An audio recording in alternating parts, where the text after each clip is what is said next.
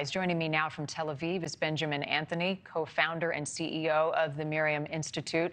He's also a former combat reservist with the Israeli Defense Forces. Thank you, sir, for your time.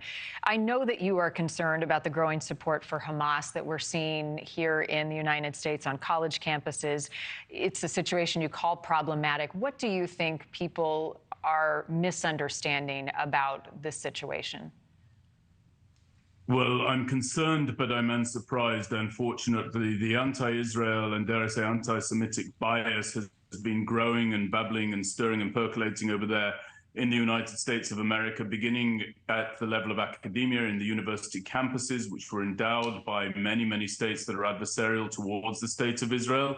And it's particularly concerning because the students of today will be the policymakers of tomorrow. And for too long, they've been educated in environments that are hostile toward Israel, even hostile toward the Jews. That truth manifests itself when we find ourselves in a situation where more than 1,300 people from here in Israel have been murdered in the most brutal, most horrific massacre in recent memory, the most horrific massacre of Jews since the events of the Holocaust, when we have more than 150 of our members of society here being held hostage inside the Gaza Strip, including the elderly, the infirm, the unwell, our women, our children, and possibly even our unborn children, pregnant women potentially having been taken hostage as well. And I absolutely am convinced that the horrors of what Hamas wrought against the people of Israel on October 7th is fundamentally misunderstood by those who are so blinded by their Jew hatred and by their anti-Semitism and their anti-Zionism, which are one and the same. They're so blinded by all of that they're unable to discern that Israel is on the front line of the battle against unmasked, naked, and revealed evil. And Israel must fight back, must retaliate against Hamas and the brutal attacks that we saw on October 7th. However, there are innocent lives. Israel does not want to kill Palestinians who cannot escape Gaza.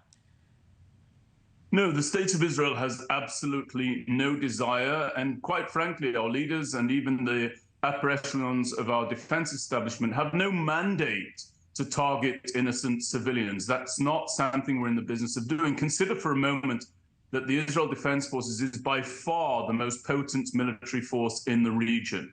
If it wanted to deploy its power indiscriminately, it would have done so not only immediately after these attacks took place, but it would have done so at several opportune moments over the course of recent years, certainly since our disengagement from the Gaza Strip in 2005. We're simply not in the business of doing that. What we are in the business of doing is fashioning a humanitarian corridor that the Palestinian Arabs inside the Gaza Strip can follow and can trace towards an area where they will be safe, where they can take refuge. But we're also in the business right now of taking the fight very, very hard and in a very decisive manner to Hamas in the northern Gaza Strip, specifically around Gaza City and northward, breaching their strongholds, breaking them, toppling them, and as Defense Minister Yoav Gallant has said on more than one occasion, destroying them.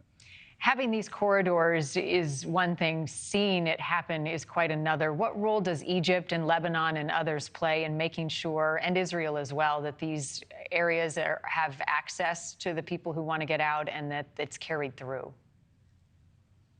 So first and foremost, the obstacle to the citizens of the Gaza Strip being able to move to these safer areas, to these ringed off areas, the primary obstacle is, of course, Hamas, which cynically blockades them within their homes, prevents their free movement, and hopes to have them populate the areas that the Israel Defense Forces is going to have to strike, because Hamas hopes to be able to broadcast the loss of innocent civilian life. This is something that they are well practiced at doing. They've done this on several previous occasions, and nobody should be surprised by the fact that they are employing precisely the same depraved mechanisms here when it comes to winning the media war. In terms of the surrounding countries, listen, President Sisi has said that he has no intention of opening the border between Egypt and the Gaza Strip.